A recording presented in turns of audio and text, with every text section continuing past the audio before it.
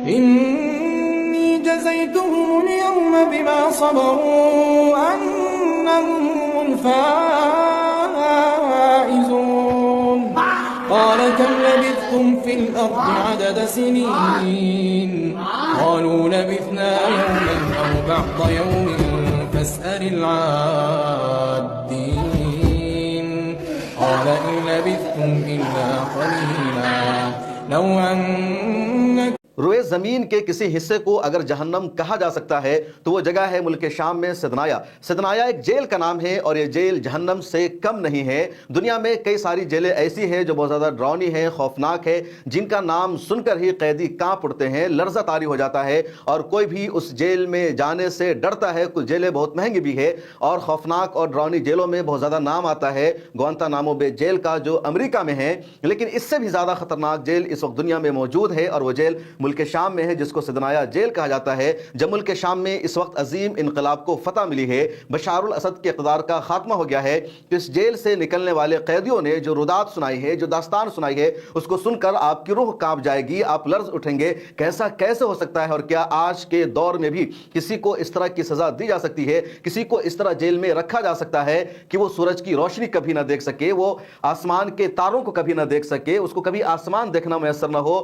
وہ رات کی تاریکی دیکھنا بھی بھول جائے، اس کو پتہ ہی نہ چلے کہ وہ کس دنیا میں ہے اور دنیا میں کیا کچھ ہو رہا ہے۔ جب اس کو آزادی ملی تو ایسا لگے کہ وہ دنیا میں پہلی مرتبہ آیا ہے، اس کی آج ولادت اور پیدائش ہوئی ہے۔ یہ تجزیہ ہے، یہ تبصرہ اور کمنٹس اس جیل سے نکلنے والوں کا، اور جس سے اندازہ لگایا جا سکتا ہے کہ کس طرح اس جیل میں رہنے والوں کو حکومت کی طرف سے سزا دی جاتی تھی۔ یہ جیل جس کو سدنایا جیل کہا جاتا ہے، یہ دمشق سے 30 کلومیٹر کے دور نارتھ میں ایک پہاڑی علاقہ میں ہے اور اس جیل کو بشار الاسد کے والد حافظ الاسد نے 1987 میں بنایا تھا۔ 1.5 کلومیٹر کے رقبہ پر مشتمل یہ جیل ہے اور اس جیل میں بہت سارے سیل بنے ہوئے ہیں۔ جو کوئی بھی ایک مرتبہ اس جیل میں چلا جاتا تھا، دوبارہ اس کے زندہ رہنے کی کوئی امید نہیں رکھی جاتی تھی۔ اس جیل میں موجود لوگوں کو ہفتہ میں 2 دن پھانسی کے پھندے پر لٹکایا جاتا تھا۔ عموماً دنیا کا قانون یہی ہے کہ اگر کوئی کسی جیل میں جاتا ہے، کسی کو سزا ہوتی ہے تو عدالت میں اس کو اپیل دائر کرنے کا حق ہوتا ہے، اس کی سزا پر بحث ہوتی ہے، جیل سے باہر نکلنے کا اس کے پاس آپشن ہوتا ہے۔ لیکن سدنایا جیل کا قانون یہ تھا کہ اس جیل میں جانے کے بعد واپسی کا کوئی راستہ نہیں ہے۔ سدنایا جیل شام کی ڈیفنس منسٹری کے تحت تھا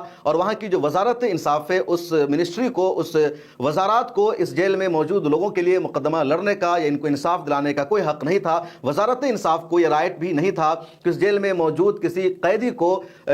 باہر نکال سکے، اس کی سزا معاف کر سکے۔ یہی وجہ ہے کہ انٹرنیشنل تنظیموں نے، ہیومن رائٹس کی آرگنائزیشن نے اس جیل کو مذبح خانہ، انسانوں کا قتل خانہ بتایا تھا اور لگاتار یہاں انسانوں کو مارا جاتا تھا۔ 2011 سے 2022 کے درمیان اس جیل میں موجود قیدیوں میں سے 30,000 سے 40,000 تک کو پھانسی کے پھندے پر لٹکا دیا گیا۔ اس جیل سے نکلنے والوں نے بتایا کہ یہاں ہفتہ میں 2 دن پھانسی کی سزا دی جاتی تھی، قیدیوں کو پھانسی کے پھندے پر لٹکایا جاتا تھا ہفتہ میں 2 دن، اور دونوں دن کم سے کم 50-60 قیدیوں کو پھانسی کے پھندے پر لٹکایا جاتا تھا۔ جیل میں جب قیدی آتے ہیں تو قیدیوں پر خرچ ہوتا ہے، حکومت کا جو بجٹ ہے وہ بڑھ جاتا ہے اور اس لیے حکومت چاہتی ہے کہ قیدی زیادہ نہ ہو یا ان کو باہر نکال دیا جائے، لیکن یہ حکومت یہاں قیدیوں کو زندہ آزاد کرنے میں دلچسپی نہیں رکھتی تھی اور خرچ سے بچنے کے لیے، بجٹ کو کم کرنے کے لیے یہاں کی حکومت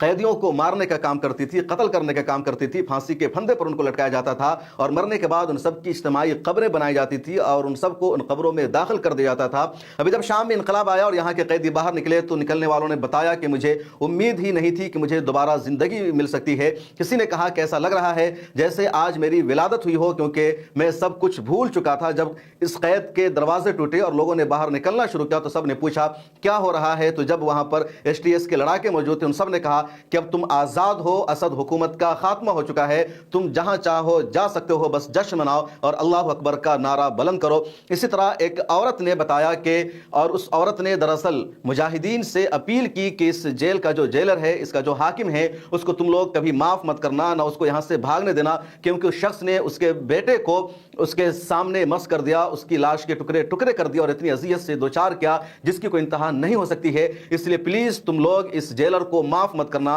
बल्कि उसको भी बदतरीन सजा से दोचार करना। इसी तरह एक बच्चे की तस्वीर वायरल हो रही है, जो लड़का सिर्फ 3 साल का है और दुनिया की शायद ही कोई ऐसी जेल हो जहां 10 साल से कम उम्र का कोई बच्चा वहां मौजूद हो, लेकिन सिर्फ 3 साल का बच्चा और वो जेल में मौजूद था। जब लड़ाके वहां जाते हैं और बच्चा निकलता है तो पूछा जाता है बच्चा कौन है। फिर एक औरत आती है और उस बच्चे को अपने साथ ले जाती है, जिससे पता चलता है कि जो बच्चा था उसी औरत का बेटा था। तो इस तरह की कई सारी कहानियां सामने आई है और अभी तक तमाम कैदी इस जेल से बाहर नहीं निकल सके हैं। इस जेल में काल कुठरियां मौजूद है और ऐसे ऐसे तहखाने मौजूद है जिसको खोलना मुश्किल है। उमूमन जेल के दरवाजे पर ताला लगाया जाता है, आपने फिल्मों में देखा होगा, ड्रामों में देखा होगा कि जेल पर एक ताला लगा रहता है और उसको चाबी लेकर के उस ताले को खोलता है, फिर कैदी को बाहर निकाला जाता है। लेकिन इस जेल में जो सेल बने हुए हैं, यहाँ जो काल कोठरियां बनी हुई है, तो वो इस चाबी और ताले से लॉक नहीं है, बल्कि उसके लिए बाज़ाब्ता कोड मुतय्यन किया गया था और उस कोड्स के जरिए इन जेलों को खोला जाता था। और यही सबसे बड़ी प्रॉब्लम हो रही है कि जो जेलर और अफसरान थे ये सब यहाँ से भाग निकले हैं और काल कोठरियों में जो कैदी मौजूद है उनके लिए कोड मालूम नहीं है कि कैसे वहाँ से निकाला जाए।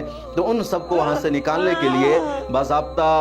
खुदाई से काम लिया जा रहा है, दीवारों को तोड़ा जा रहा है, काटा जा रहा है। अल जज़ीरा और दूसरे चैनल ने कुछ वीडियोस भी जारी की है, जिन वीडियोस को आप देख सकते हैं और मैं भी आपको स्क्रीन पर ये वीडियो दिखाता हूँ। ये मेरे पीछे स्क्रीन पर अल जज़ीरा की वीडियो है, जिसमें आगे आप देखेंगे कि कैदियों को आज़ाद कराने के लिए, उनको बचाने के लिए उनके रिश्तेदारों ने, उनके अहले खाना ने दीवारों को तोड़ना शुरू कर दिया है, या जो रेस्क्यू टीम है वो दीवारों को तोड़ने का काम कर रही है, या थोड़ी थोड़ी सी जगह खाली है कि जिस तरह कोई सुरंग बनी हुई हो, उन सुरंगों में इंसानों को रखा गया। और इससे बदतरीन जेल दुनिया की कोई और नहीं हो सकती है। जो वाक़यात लोगों ने सुनाए हैं उससे रूह कांप जा रहा है। बच्चियाँ इस तरह के वाक़यात को सुना रही है, नौजवान इस तरह के वाक़यात को सुना रहे हैं और वहाँ से निकलने वाले लोग साफ लफ्ज़ों में यही कह रहे हैं कि हमें बचने की कोई उम्मीद नहीं थी कि हम जिंदा रह सकते हैं। कुछ लोगों को यकीन नहीं हो रहा है कि असद हुकूमत का खात्मा हो चुका है और नए लोग अब इख्तिदार में आ चुके हैं, क्योंकि बशार अल-असद की हुकूमत ने इतना उन पर जुल्म किया, इतना अत्याचार किया, जिसको लफ्ज़ों में बयान नहीं किया जा सकता है। और अब देखिए कि यहाँ से निकलने वाले लोग अब बता रहे हैं,